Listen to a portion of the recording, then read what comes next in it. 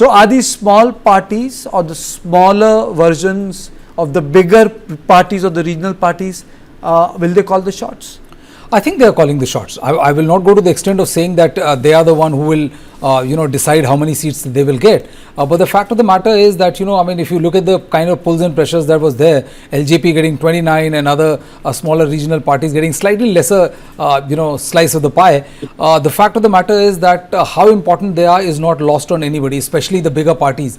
And given the importance of this particular assembly elections, which may set a narrative, no party wants to take chance, and this is the reason why yesterday when Dharmendra Pradhan, who is in charge of BJP in Bihar, he announced the seat sharing formula. He announced the number of seats all parties are going to get with 101, perhaps for the first time both BJP and JDU playing on equal footing. The fact of the matter is that despite announcing it yesterday, they were not able to do a press conference which was slated at 4 o'clock. This shows the kind of hard power bargain which is being driven by smaller parties, because they are also aware that in very keenly contested elections, no political party, despite the bandwidth of somebody like BJP, which is ruling and is a big force as far as India is concerned, will be able to ignore them. And that is the reason what we have been given to understand is that the press conference was called. Bhanu, that's the beauty of the Indian democracy, and I think Bharatiya Janata Party keeps it Bharatiya Janata Party, the Bihar electorate keeps it more alive than the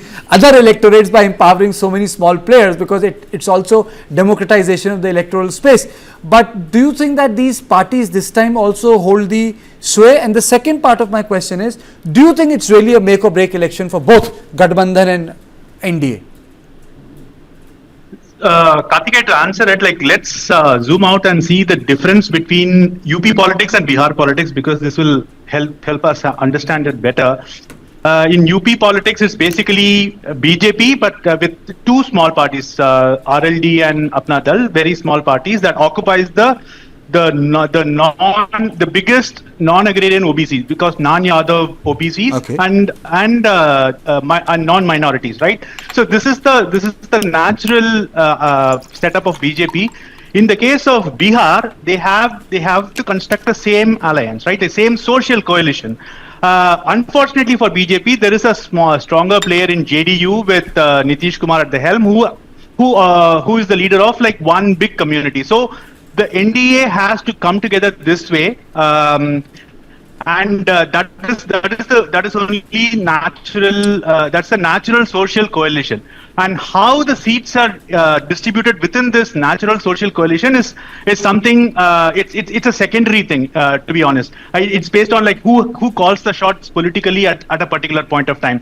As discussed in many newspapers, this time both BJP and the JDU are contesting equal number of seats, unlike before where JDU contested more seats. So I think this is the bigger picture.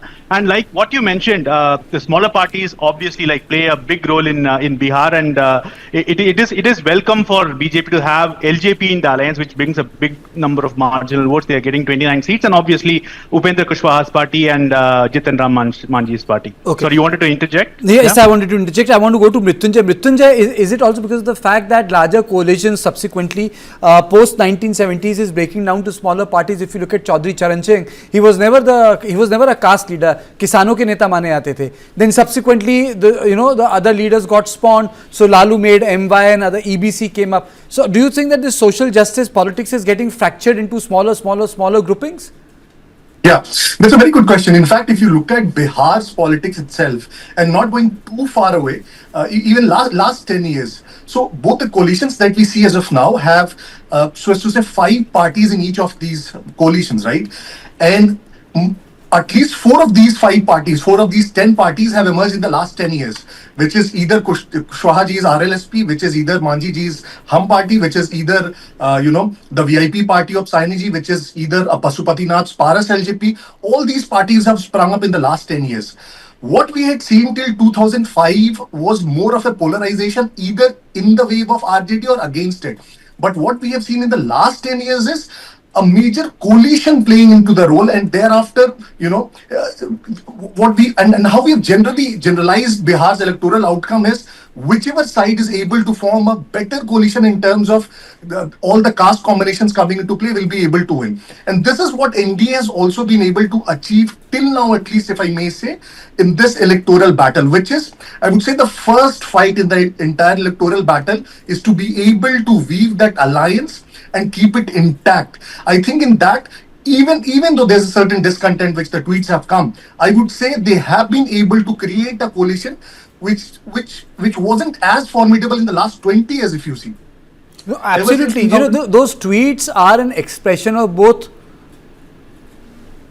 power and to force an accommodation with bigger parties. I believe this is pure play, power play. There is nothing more to that. Absolutely. You know, it's like a signal, give me more seats. But my question is slightly different. Are they going to play a make or break role, Brijesh? Make or break role in both the Gathbandhans? Or they will be like add-ons like Sonilal Patel's party with BJP in Uttar Pradesh?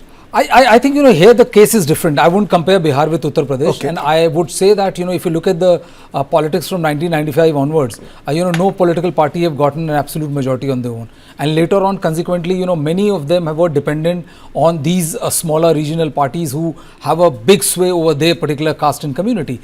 They may not win seats on their own. I mean, if somebody has gotten, say, 20 seats and not able to win one seat, but they have a potential to torpedo at least 10 seats of yours. And when, you know, as one of the graphics was showing, then when in 52 seats, the victory of margin is 5,000 seats, the chances of one particular political party with having a heft or sway over its own electorate, you know, can torpedo your chance. They cannot make you, but they can definitely break you, as it was amply demonstrated by LJP last time, you know, when Chirag Paswan fought elections on their own. And that is the reason why Nitish Kumar was so miffed that we saw split in the party, the entire, you know, paraphernalia being thrown out of the house, where you know, Ram Vilas Paswan has stayed for such a long time. And this is the reason why this time, you know, the accommodation of Chirag Paswan has been on a much better footing. You know, initially they were talking about 25 seats, now he has gotten 29 seats. But, you know, there's also disgruntlement within the BJP as well. You know, in Kartikeya, the interesting thing is that, you know, several of the sitting seats which has been considered to be the pocket borough of the BJP, you know, those seats have been given to the allies, and that is adding to the discomfiture of the BJP, the local BJP unit. And this is the reason why, you know, people are taking poetry to have a shot at power. But you know, nobody is you know, aloof from this kind of distress. If you remember, you know, Giriraj Singh, you know, when Chirag Paswan spoke about how he has, you know, the best conversion rate and all, Giriraj Singh took pot shot at Chirag Paswan.